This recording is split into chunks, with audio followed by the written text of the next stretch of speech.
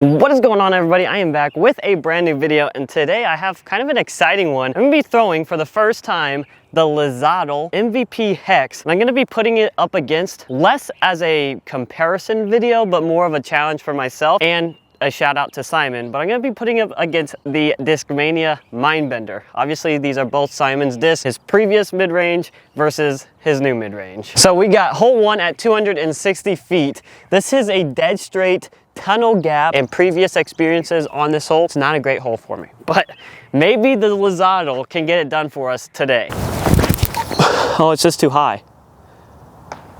Oh, that was almost really good. Now I have a little bit more experience with the Mindbender. See, the Mindbender is more of that Mako 3, and the Hex flies more like a buzz, at least to my knowledge. That's what I'm going with. Oh my.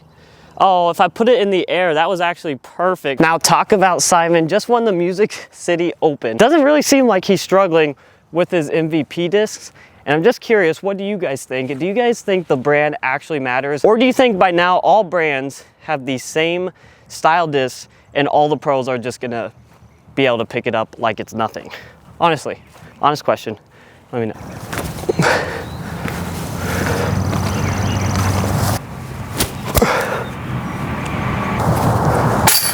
I almost missed it. All right, even to even, hole two is a par 4. It is 475 feet, but really what I want to do is just go dead straight out here and have it shot to the basket from there. If I don't get out of this gap, there is a slight problem, but we are going Mindbender first.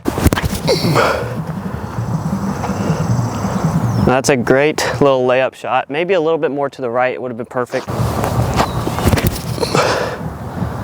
That's a little bit more to the right if it doesn't fade. That thing kind of just drops out of the air, huh? Maybe you can tell there is a little bit more glide to the Mindbender. I feel like you don't have to throw it as hard. The Mindbender in general is a really easy disc to throw. Now I think the Hex comes in at 5.5, -1, 1. And then the Mindbender comes in at 5.6, 0, 0. With that little extra glide, I did get a little bit more distance with the Mindbender. Nothing crazy though. Drop, drop, drop. Okay, I definitely threw that a little bit longer than I wanted to.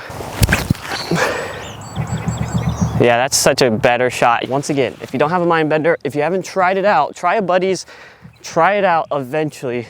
You might like it. I mean, apparently marching band is over there practicing, which is just unbelievable. I'm trying to make a video out here. There's marching band going on. Oh my goodness, that was pretty clutch because the Mindbender is absolutely parked. That's gonna be -1 to -1. I like how the Hex feels. It feels like a flatter, more shallow buzz in my opinion. I don't have a buzz on me, so I might be a little bit off, but just hand feel, that's what it feels like to me. Hole 3 is a perfect buzz style shot. 260 feet, dead straight on this little tiny hill up there. I'm gonna be throwing Hex first. That is so straight. Look at that fade too. Here's the Mindbender. Want to throw the same shot here, just dead straight at it. Maybe a touch of hyzer. No, no, no. Unbelievable. Without a doubt, I was trying too hard to make sure I got birdie, which put me in a position where I have to save par. This should be really good. Maybe a little long, as long as that didn't roll down the hill. Oh my gosh, somebody has a saw over to my right side now. What is going on? Hex is going to take one stroke on the Mindbender, -2 to -1. It honestly felt like I was throwing my buzz there. Nice, dead straight to a nice stable finish. I am on hole 4, which is 475 feet. This is dead straight. Honestly, this is one where I'm just looking to get a par because I know that I can't get these mid-ranges there. So par, move on, and maybe try to attack the next one. The next one is a lengthy one, but it is slightly downhill, so we might have a chance. I'll put it on Annie. That does not fight out of Annie, so Mindbender, great for Annie shots, just not on dead straight holes. I did try to throw that extra hard into this headwind, which probably was not a good idea, so maybe try to avoid that with the Mindbender. I am gonna try to do the same thing with the Hex, but put on a little bit of hyzer this time. Oh, and it is turning. Does it have enough to get back? It does a little bit. It honestly went nowhere, but that's just a testament to to my massive arm here. Or go in. No, it's short. Still have some troubles with the Mindbender. This is for par. We're happy that's in. We're happy it's par. It's not bogey. The hex is parked. It's getting a par. Hole 5 is going to be 565 feet. It is way down there. Now my drives usually land at this middle tree if I'm throwing driver. Now with that being said, we are going to get nowhere near that tree with these mid-ranges. So we're just going to try to boost this as far as we can and hope that maybe an Annie backhand gets to the basket from there, but I'm totally unsure if it will. Yeah, it just hyzers out a little bit too quickly. That's about as hard as I can possibly throw that. Please hyzer. Okay, thank you. If you guys are enjoying the content, make sure to hit that like and subscribe button. I really appreciate it. I think we're at 2,200 subs, so that is awesome. Let's try to get to 3,000. Looks like I threw the hex a little bit further. Oh, just kidding. The Mindbender went a little bit further, but I am throwing it first. The hex is up there on that hill. I do think I could probably get to the basket if I throw the perfect Annie shot, which is what we're gonna try to do here. Come on, push over there. Go, go, go. I'm honestly kind of benefiting probably on being up on top of this hill because now I can throw downhill. But I just sawed it off. It's not a good shot. I liked the downhill angle, but I just didn't put enough on it. With the mid-ranges, it's a little bit hard for me because I'm really not good at throwing mid-ranges all that much. At least we have a putt with the Mindbender. We probably have a long putt with the hex, but it's not gonna be pretty. Yeah, I completely lied with the hex. I didn't really watch where it was going. This is not good at all. Come on, go. Tickled the change, but it tickled him. Even if you didn't see it, it tickled him, I promise. I heard it with my own ears. All right, Mindbender actually has a chance to tie it back up. Not a chance, man. I knew there was a headwind. I just didn't account for it. Huge bummer, huge mistake. The hex putt is literally right here, so.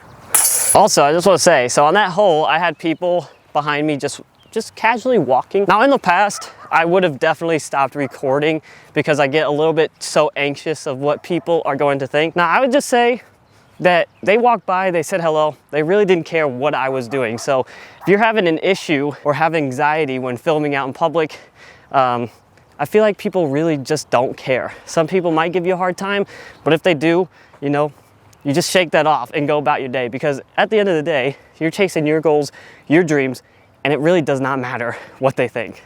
But I just want to throw that out there because I definitely got sped up on that hole a little bit. I realized I got sped up, but in the past, I definitely would have just stopped recording and waited until they passed, if that makes sense. So just throwing that out there. All right, this is the Mindbender's last chance. We got hole 6 at 310 feet. This is an Annie around this tree. So in theory, it's perfect for the Mindbender.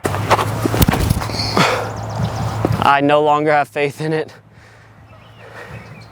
Just didn't throw it high enough. Gonna have to throw that in for birdie, which is gonna be tough. See if we can do any better with the hex. The hex is a little bit more stable, so I kind of want to throw that same shot a little bit higher on a little bit more angle maybe, and just let it glide to the basket. And I did not that. I wouldn't have put on enough Annie anyway. It already fought out of it. Really hard shot for me to get down. I think it's one of the hardest shots for me to throw well. And I came at the perfect timing because they are now mowing this place. So I've dodged a mower, I've listened to the marching band over here, and a saw all in the same video. So I'm so sorry for the audio if you can hear all of that, which you probably can hear it a little bit. All right, so I definitely thought I was blocked off by this pine, but this is a makeable jump putt. I do have a more of a headwind right to left right now, but if I can get some spin on this, going toward the basket, there is a chance. Oh no, Max. I thought that was in. Yep. Oh my God, I almost missed. All right guys, that is going to do it for my Mindbender versus Hex, the Simon Lizotte mid-ranges challenge. And the Hex is gonna take the victory by one stroke. This thing really is like throwing a stable buzz, I feel like. Just absolutely dead straight, kind of money to be honest, with a nice subtle fade at the end. The Mindbender is just kind of a totally different style disc, doesn't even feel the same as the Hex, which I was fully aware of that. But the Mindbender is great for those dead straight lines, really glidey disc. You don't have to throw it all that hard to get some momentum on it. And it's also great for those Annie shots. Now, I didn't really show you that on this hole, but if you throw this a little bit higher, it really just kind of rides those Annie lines. The Hex kind of drifts out a little bit sooner than the Mindbender does. Anyway, guys, make sure you hit that like and subscribe button, and we will see you on the next one.